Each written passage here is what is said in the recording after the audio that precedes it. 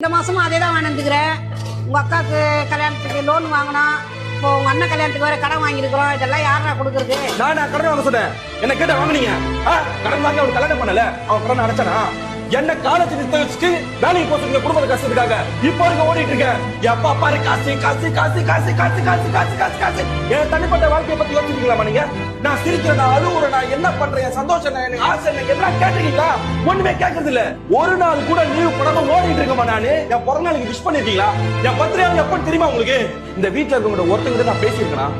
சகஜமா சிரிச்சு பேச்சு பழகின ஒருத்தர் யாராவது என்கிட்ட பேசுறீங்களா? இந்த வீட்டுல நான் ஏதோ வாடகை இருக்கிற மாதிரி இருக்குமா? தனியா இன்னும் கடனை வாங்கு, எவ்வளவு வாங்கு, எங்க வேணா போய் வாங்க கடனை. நான் அடைக்கிறேன் ஓடுறேன் விஷயங்கள. நானு மத்தவங்க சந்தோஷத்துக்காக நான் அவ்வளவு எஃபர்ட் போட்டு பண்றேன்.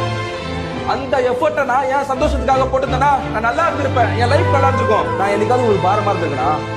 நான் யாருக்குமே பாரமா இல்லமா என் லைஃப்ல. ஆனா நீங்க மட்டும் பாரமா கஷ்டத்தை கொடுத்து அபாரமா என்ன தூக்கிட்டு போடா அப்படின்றீங்க. நானும் போறேன், என் சந்தோஷமான வாழ்க்கையை கூட பொருட்படுத்தாம அப்படியே ஓடுறேன். வலியும் வேதனையும் சொன்னதுக்கு ஓடுறேன். 4 மணிக்கு தூங்குறமா? 4 மணிக்கு தூங்குறேன். தூக்கம் வர மாட்டேங்குது. ஒண்ணா ஓடுது குடும்பம். என்ன பண்ண போறோம், எது பண்ண போறோம், மண்டிய பிறக்குதுமா. தூக்கம் வரல, முடியல.